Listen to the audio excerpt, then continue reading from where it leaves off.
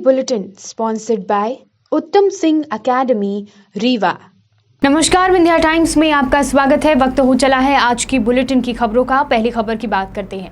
अक्सर रियल और real life में एसिड अटैक जैसे अपराध की घटनाएं आपने सुनी होंगी। एक तरफा प्यार में प्रेमी इस हद तक मानसिक रूप से ग्रसित हो जाता है कि वह एसिड अटैक जैसे अपराध कर बैठता है।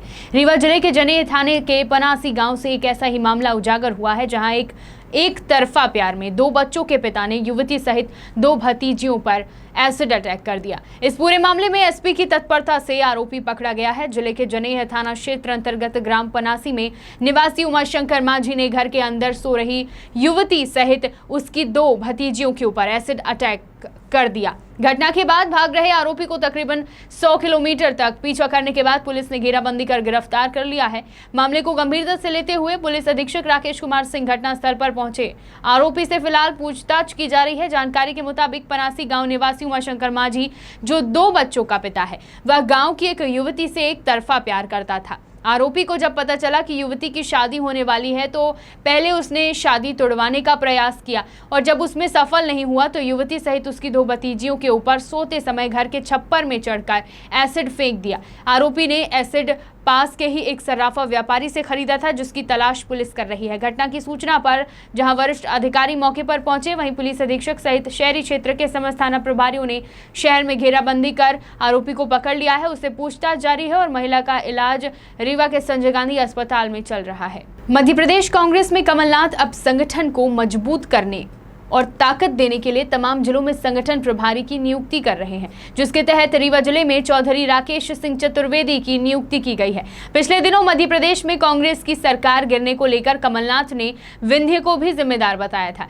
और कहा था कि अगर विंध्य का प्रदर्शन अच्छा होता तो मध्य प्रदेश में कांग्रेस की सरकार न गिरती। जिसके बाद पूर्व नेता प्रतिपक्ष अजय सिंह ने कमलनाथ के बयान पर प्रतिक्रिया देते हुए कहा था कि ऐसे बयान से कार्यकर्ताओं में हताशा होती है। विंध्य में कार्यकर्ताओं ने मेहनत की, लेकिन कुछ बड़े षड्यंत्र के कारण विंध्य का प्रदर्शन कमजोर हुआ। वहीं अब जब रीवा में चौधरी राकेश सिंह चतुर्वेदी को प्रभारी बनाया गया है तो विंध्य क्षेत्र के कार्यकर्ता और अजय सिंह राहुल के समर्थक चौधरी राकेश सिंह चतुर्वेदी की नियुक्ति को लेकर सवाल खड़े कर रहे हैं। उनका कहना है कि रीवा जिले की कमान एक ऐसे व्यक्ति को दी गई है जिसने कांग्रेस के साथ गद्दारी की थी, सदन में अविश्वास प्रस्ताव के दौरान पार्टी छोड़ी थी। ऐसे में उनकी इस नियुक्ति पर विचार करना चाहिए। प्रदेश कार्यकारिणी सदस्य ने चौधरी राकेश सिंह चतुर्वेदी की नियुक्ति पर सवाल खड़े किए और कहा कि कमलनाथ जी को फिर से विचार कर किसी और को संगठन का प्रभारी बनाना चाहिए।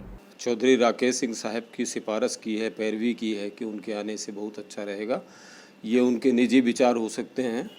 मैं एक कार्यकर्ता होने के नाते मेरा 3 पीढ़ी का इतिहास है कांग्रेस पार्टी में काम करने का और मैं पूरी निष्ठा के साथ किसी भी नेता का नहीं हूँ कि एक कार्यकर्ता हो के कांग्रेस पार्टी का मैं एक प्रश्न करना चाहता हूँ कि चौधरी राकेश सिंह साहब 2013 में फ्लोर के अंदर जब कांग्रेस पार्टी के द्वारा लाए गए अविश्वास प्रस्ताव के विपक्ष में समर्थन में उन्होंने सत्तारूढ़ पार्टी भाजपा के साथ समर्थन करके और अविश्वास प्रस्ताव के विरुद्ध उन्होंने बोला।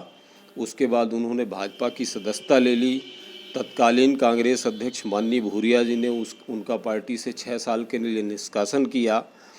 तो ऐसे आदमी की जो डिफ़ाल्टर रह चुका है, जिसने पार्टी के साथ गद्दारी की है, उसको पार्टी ने माफ़ कर दिया। ये पार्टी के हमारे शीर्ष नेताओं का बड़ा हृदय है, लेकिन उनको इतनी बड़ी जिम्मेदारी दे देना, रीवा जैसे संभागीय मुख्यालय का संगठन का जिम्मा दे देना, मेरे समझ में नहीं आता है। रीवा की जो संस्कृति है, रीवा का जो भौगोलिक पैमाना है, रीवा की जो राजनीतिक परिस्थितियां हैं, सामाजिक परिस्थितियां हैं, मुझे नहीं लगता है कि बाहर का कोई भी व्यक्ति आके रीवा में संगठन को मजबूत करेगा। और हमारे मित्रों ने कल पैरवी की है, उनको मैं सिर्फ इतना बताना चाहता हूं कि वो 2013 के पहले की बात को लेके चौधरी राकेश सिंह साहब से इस बात की अपेक्षा ना करें कि यहाँ पर संगठन मजबूत होगा। 2013 और उसके बाद के उनके जो कृत्य रहे हैं उनको भी वो ध्यान में रखें, तब कोई बयान दें। हम एक कार्यकर्ता होने के नाते चौधरी राकेश सिंह जी के इस नियुक्ति का समर्थन नहीं करते हैं। हमारे जैसे बिंद के, रीवा नहीं बिंद के हजारों कार्यकर्ता इस बात का विरोध करते हैं। और माननीय कमलनाथ जी जो एक बड़े उदार हृदय के राजनेता हैं, हम लोगों के सम्मानित प्रदेश अध्यक्ष हैं, उनसे हम लोग निवेदन करेंगे कि इस प्रकरण में पुनर्विचार हो। राकेश सिंह जैसे गद्दारों का हम लोगों को नेतृत्व ना मिले। अनलॉक शुरू होने के बाद एक बात की अपील सरकार व प्रशासनिक अमले ने बार बार की, वो ये था कि संक्रमण अभी भी बरकरार है, इसलिए सावधानी और गाइडलाइन का पालन करना जरूरी है। लेकिन शायद इस बात को अनलॉक के बाद गंभीरता से नहीं लिया जा रहा है। खबर रीवा जिले से है, जहां चिरौला मंदिर में उमड़ी भीड़ के चलते कोविड-19 गाइडलाइन का उल्लंघन करते देखा गया। शासन की गाइडलाइन के अनुसार एक बार में 4 लोगों को ही परमिशन दी गई है मंदिर के अंदर दर्शन करने के लिए, मगर इसके बाद भी चिरौला मंदिर में लोगों का हुजूम लगा हुआ है। लोगों में शायद इस बात का डर खत्म हो गया है और शायद उन्हें ये लग रहा है कि अब संक्रमण नहीं है या फिर अनलॉक के कारण संक्रमण का खतरा नहीं रहता है। यह सोशल डिस्टेंसिंग यहाँ पर बिल्कुल नहीं दिख रही थी। मंदिर में भक्तों की भीड़ ऐसी उमड़ी थी जिसे देखकर संक्रमण का खतरा बढ़ जाता है। जब हमारे मीडिया कर्मियों के द्वारा चिरौलानाथ मंदिर में पहुंचकर वहां के स्वामी जी से बात की गई तो उन्होंने बताया कि गाइडलाइन के अनुसार 4 लोगों को ही परमिशन है। पुलिस प्रशासन भी मुस्तैद किया गया है, इसके बावजूद लोग जबरदस्ती मंदिरों के अंदर घुस रहे हैं। प्रशासन की समझाइश के बाद भी अगर जनता मानने को तैयार नहीं है तो यह समझना होगा कि लापरवाही का खामियाजा हमें खुद भुगतना पड़ेगा। इसलिए नियमों का पालन जरूर करें, सावधान रहें ताकि आप और आपका परिवार सुरक्षित रहे। समाज के हर वर्ग के लोगों ने अपने सामर्थ्य के अनुसार लॉकडाउन में बढ़ चढ़कर जरूरतमंदों की मदद की है। अभी भी समाज सेवा का कार्य जारी है। रीवा शहर के कई हिस्सों में आज ऐसे परिवारों को जिनका राशन कार्ड में नाम नहीं है, जिन्हें किसी भी प्रकार की सरकारी मदद नहीं मिल पाती है, ऐसे लोगों को आज खाद्यान्न वितरित किया गया। दरअसल अभी भी कई ऐसे गरीब परिवार हैं जिनका रोजगार नहीं चल पा रहा है। रिलायंस फाउंडेशन की मदद से हेल्पिंग सोशल वेलफेयर सोसाइटी के द्वारा महिला एवं पुरुष को रोजाना खाद्यान्न वितरित कराया जा रहा है।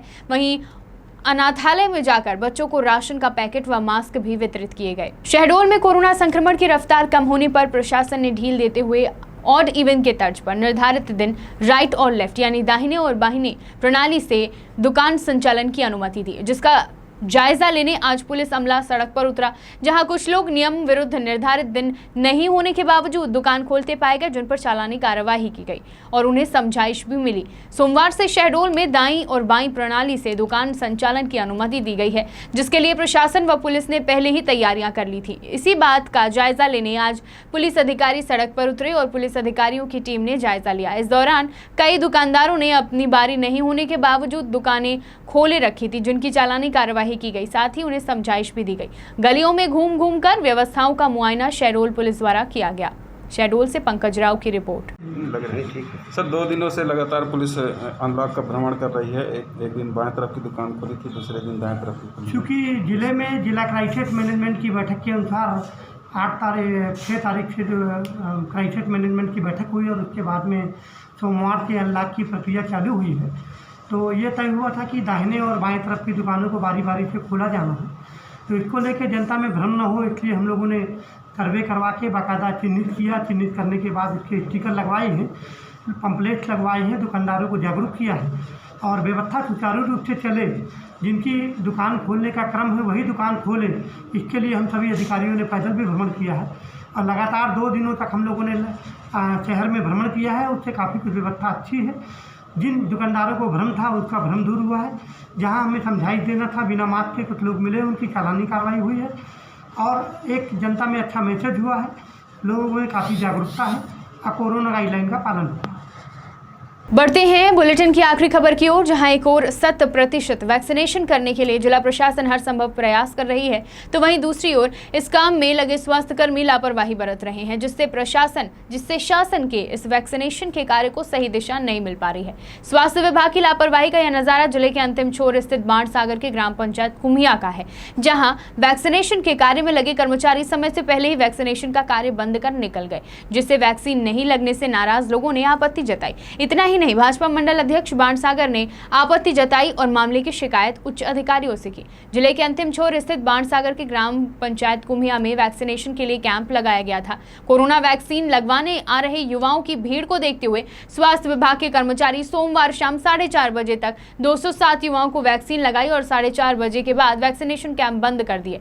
स्वास्थ्य विभाग के कर्मचारी लगभग 100 से 120 की संख्या में युवाओं को वैक्सीन नहीं लगी है और 4:30 बजे के बाद युवाओं को वैक्सीन न लगने के बाद निराश होकर वह अपने घर वापस लौट गए। इस बात से नाराज भाजपा बाणसागर मंडल अध्यक्ष वीरेंद्र सिंह वैश्य ने आपत्ति जताई, साथ ही मामले की शिकायत उच्च अधिकारियों से की है। शहडोल से पंकज राव की रिपोर्ट। विंध्य की तमाम खबरें लेकर कल फिर हाजिर होंगे। देखते रहिए विंध्या टाइम्स। बहुत बहुत धन्यवाद।